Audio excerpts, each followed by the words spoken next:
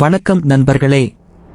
20 August 2026 Colombo Rajagiri விஹாரையில் Gnanasara தேரரின் பாதுகாப்பு கடமையில் இருந்து போலீஸ் அதிகாரி ஒருவர் உயிரிழந்த சம்பவம் நடைபெற்றது. இதைத் தொடர்ந்து பொதுபல சேனா அமைப்பின் பொதுச் செயலாளர் கலகொடத்தே ஞானசார தேரர் ஒரு பரபரப்பான கருத்தை வெளியிட்டுள்ளார்.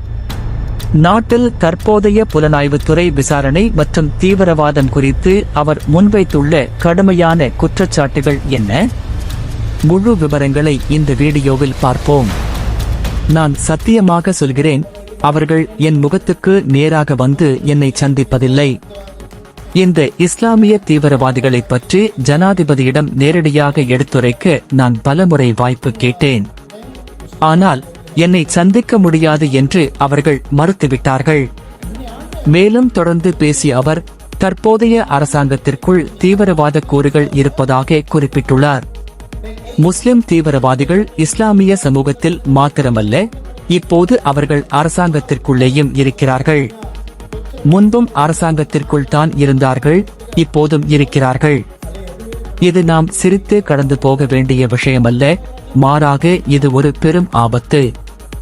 மேலும் தொடர்ந்து பேசிய அவர், தற்போது இலங்கையின் முன்னாள் உளவுத்துறை பிரதானி சுரேஷ் சலே கைது செய்யப்பட்டு விசாரிக்கப்பட்டு வரும் விவகாரம் குறித்தும் ஞானசார தேரர் தனது ஆதங்கத்தை வெளிப்படுத்தியுள்ளார்.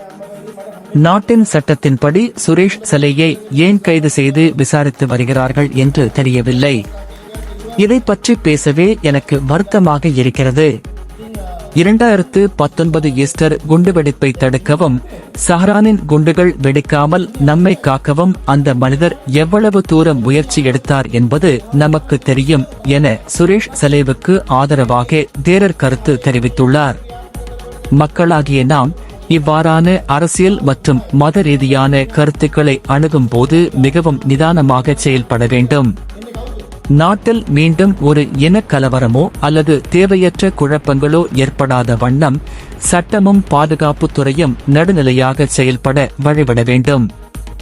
வதந்திகளை நம்பாமல் உண்மைத்தன்மையை அறிந்து கொள்வதே நாட்டின் பாதுகாப்பிற்கு நல்லது. இந்த தகவல் உங்களுக்கு பயனுள்ளதாக இருந்தால் வீடியோவை லைக் செய்து உங்கள் கருத்துக்களை கீழே பதிவிடுங்கள். மேலும் செய்திகளுக்கு நமது பக்கத்தை சப்ஸ்கிரைப் செய்யுங்கள். நன்றி.